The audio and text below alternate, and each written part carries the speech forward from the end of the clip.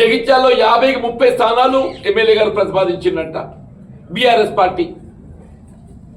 20 మాత్రమే ఏదైతున్నదో కాంగ్రెస్ పార్టీ కార్యకర్తల అభిప్రాయం మేరకు, 20 మాత్రం కాంగ్రెస్ పార్టీకి కార్యకర్తల అభిప్రాయం మేరకు. రాయకల్ ఏదైతున్నదో ఇక్కడ పట్టణ కాంగ్రెస్ అధ్యక్షుడు రమేష్ గారే కానీ, వారి మిత్రులు సహచరులు యువజన కాంగ్రెస్ అధ్యక్షుడే కానీ, మహిళా కాంగ్రెస్ అధ్యక్షురాలే కానీ, మైనార్టీ నాయకులే కానీ అందరు ఏకాభిప్రాయంతో ఏదైతున్నదో ఇక్కడ 12 స్థానాలకు ఏకాభిప్రాయంతో అభ్యర్థులను ప్రతిపాదించడం జరిగింది. సరే, ఆశావాహులు ఉన్నప్పటికీ కూడా ఇతరత్ర ఒక అభిప్రాయం రావాలని చెప్పని ఏదైతుందో ఒక అభిప్రాయం ఏకాభిప్రాయానికి వచ్చి 12 పేర్లు ఏకాభిప్రాయం సూచించింది.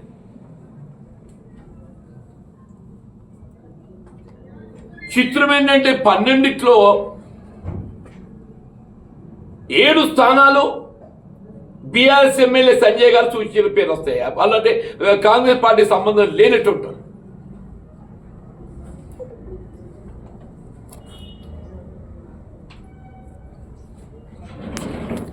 ఇప్పుడు మోర్ హనుమాన్ గారు నిన్నటి వరకు బీఆర్ఎస్ పార్టీ పాలక మండలికి అధ్యక్షుడయ్యారు. బీఆర్ఎస్ పార్టీ ఈ పక్షాన రాయకల్ మున్సిపాలిటీ పాలక మండలి అధ్యక్షుడు. రమాదేవి గారు ఉపాధ్యక్షురాలు. ఇంకోతరు ఎవరో హనుమాన్ గారి కుటుంబ సభ్యుడు. ఇట్లా ఏదైతుందో 7 బీఆర్ఎస్ పార్టీకి ప్రాతినిధ్యం వహిస్తూ ఎమ్మెల్యే గారి యొక్క సూచన మేరకు కాంగ్రెస్ పార్టీ అభ్యర్థులుగా ప్రకటింపజేయటం. కేవలం 5 మాత్రమే ఏదైతుందో కాంగ్రెస్ పార్టీ ప్రతిపాదించినటువంటి ఒక అభ్యర్థుల పేర్లు ఏదైతుందో ఇవాళ నిర్ణయించండి. అంటే సాధారణ చైర్మన్ ఎంపీ కావాలంటే మెజారిటీ సభ్యులు కావాలి. అంటే 7 బీఆర్ఎస్ పార్టీ గతంలో ప్రాతినిధ్యం వహించి బీఆర్ఎస్ పార్టీలో కొనసాగుతున్న వారికి కాంగ్రెస్ టికెట్. 5 మాత్రమే ఏదైతున్నదో కాంగ్రెస్ పార్టీ జెండా మోసిన రోజు.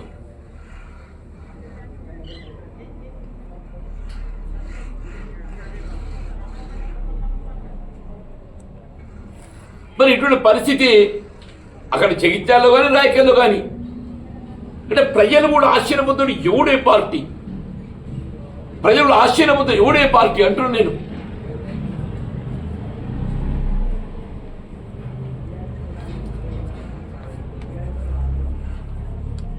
అంటే ఎమ్మెల్యే గారు అభివృద్ధి, అదేంటి అభివృద్ధి అంటే నాకు అర్థం కాదు. అభివృద్ధి అనేది ఏదో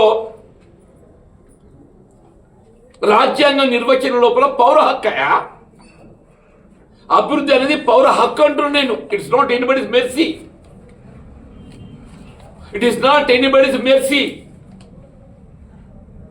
పౌర హక్కు. చట్టసభకు ఎంపికైన ప్రతినిధి ఎవరే కానీ తన బాధ్యతను నిర్వర్తించి తన ప్రాంతాన్ని అభివృద్ధి చేయడం తన బాధ్యత. వీళ్ళ కేంద్రంలో బీజేపీ ప్రభుత్వ అధికారం ఉందా? రాష్ట్రంలో తెలంగాణ రాష్ట్రంలో కాంగ్రెస్ ప్రభుత్వ అధికారం ఉన్నది. అంటే తెలంగాణ అభివృద్ధి కావాలనంటే మోడీ పచ్చడి చేతి అభివృద్ధి చేస్తాడా? అది మన హక్కు కాదా? తెలంగాణ అభివృద్ధి కోరడం కాంక్షించడం.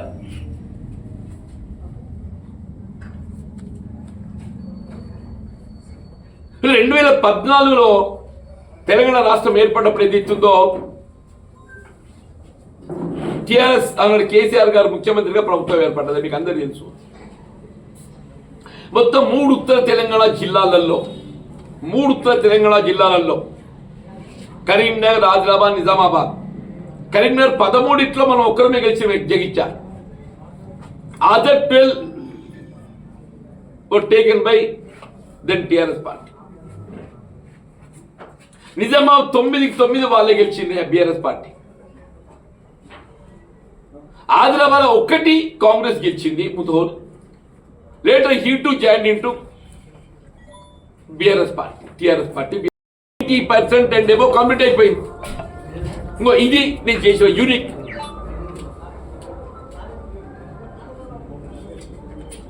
మన ఎమ్మెల్యే గారు ఏం చేసి నాకు తెలియదా? ఎమ్మెల్యే ఏం చేసి నాకు తెలియదు. పేరు పాలక మండలి ఏం చేసి నాకు తెలియదా?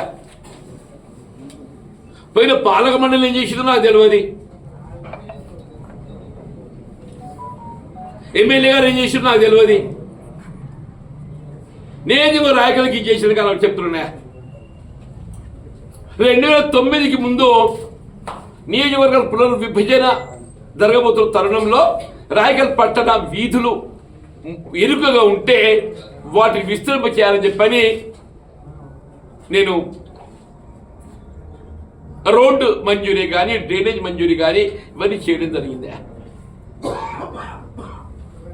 ఆయన మత్స్యనారాయణ సర్పంచ్ ఇప్పుడు ఏ పార్టీ కూడా నాకు తెలియదు. ఆయన నిజమాబద్ధమే. నువ్వు ఇదే 25 కోట్లు TUFIDC గత ప్రభుత్వం, ఇవాళ ఈ ప్రభుత్వం వచ్చాక 15 కోట్లు. ఏమన్నా మాదే కుంట 6 కోట్లు అవసరం పడతాయి చేస్తే ఇది మినిట్ ట్యాంక్ మనకు రూపుదిద్దుకుంటుంది. రాయకల్ పట్టణంలో ఏది ఇస్తుందో ఇలా సీజనల్ వ్యాధులు నివారింపబడతాయి. మలేరియా కానీ టైఫాయిడ్ కానీ ఇవన్నీ నేను చెప్పని మంత్రి గారికి నివేదించడం, ఉత్తమ్ రెడ్డి గారు నివేదించిన.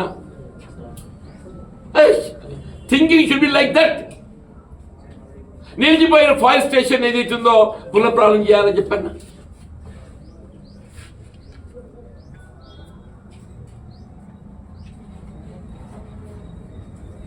నేను కాంగ్రెస్ కార్యకర్తల కాళ్ళలో కట్టడం పెట్టట్టు నీ 10 ఏళ్ల నిర్వాహకం ఏదైతుందో నువ్వు ఏం చేసినావో ప్రజల ముందు కనబడుతున్నది. కానీ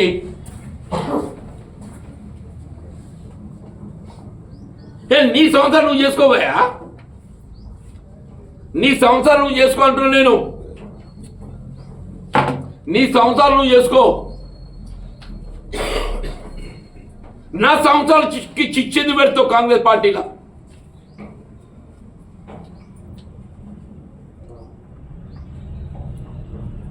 ఇలా 12లో 10 గెలిచే పరిస్థితి ఉంటే రాయకల్ మున్సిపాలిటీ కాంగ్రెస్ పార్టీ వశం కాబోతుంది. ఇక్కడ కాంగ్రెస్ పార్టీ జెండా ఎగురుతుందంటే నువ్వు వచ్చి ఏదైతున్నదో నడిలో తల దూర్చి మాకు ఎవడే పాప ఆయన రమేష్ ఏదైతుందో పట్టణ కాంగ్రెస్ అధ్యక్షుడు ఇంత చేస్తే గింత గౌరవం వచ్చినాక ఈయన పరిధి ఉంటే లేకుంటే అని చెప్పని నేను పోటీ చేయాలి. మా మున్న మైనార్టీ నాయకుడు ఇంత తిన్నాక ఇంత అవమానాలు అయినాక పోటీ ఎందుకు చేయాలి? నేను పోటీ ముగ్గురు ఏదైతున్నదో మళ్ళీ అవకాశం 5 ఏళ్ళు వస్తుందో రాదో ఎట్లయితే అట్లా నేను తెచ్చుకున్న తర్వాత ఎట్లయితే అట్లా చెప్పిన ముగ్గురు చెప్తున్నాను. మా నలుగురి మరి ఏం చూస్తే వాళ్ళ సంగతి ఏందో. మాది ఒరిజినల్ కాంగ్రెస్ అయ్యా. బత్తి నాగరాజు, మా మమత, మా నర్సన్న, పాజ భూమన్న ఒరిజినల్ కాంగ్రెస్. ఒరిజినల్ కాంగ్రెస్. మేము ఏదో ప్రజాభిప్రాయం కోరుతాం. ప్రజల నిర్ణయం ఏం చేయమంటారు చెప్పండి అన్న. మమ్మల్ని దయచేసి మమ్మల్ని ఏం చేయాలి చెప్పండి అని అంటున్నాను. మీరే చెప్పండి. మేము చేసే తప్పేంది? 10 ఏళ్ళు కాంగ్రెస్ పార్టీ జెండా మోసి ఏదైతుందో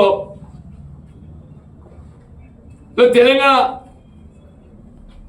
టీఆర్ఎస్ ప్రభుత్వం ఏర్పడిన తర్వాత 10 ఏళ్ళు మేము నియంతృత్వానికి నిర్బంధానికి గురైతే మా కేసులు ఏ ప్రోగ్రాంలో పట్టుకొని స్టేషన్లో పెడతారా?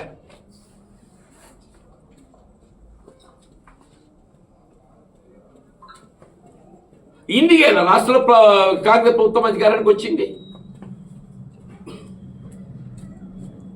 రాష్ట్రంలో మార్పు కోరినమయ్యా. ప్రజల మార్పు కనుగొని తీర్పిచ్చిండ్రు. రేవంత్ రెడ్డి గారు ముఖ్యమంత్రి అయినరు. రాయకల్లో కూడా మార్పు కోరుతున్నారు. రాయకల్ కూడా మార్పు కోరుతున్నారు. గత 5 సంవత్సరాలు ఏదైతుందో ఈ అవినీతికి ఆలయంగా అవకతవకలకు కేంద్రంగా మున్సిపాలిటీ కొనసాగిందో దానికి మార్పు కోరుతున్నారు అంటున్నాను.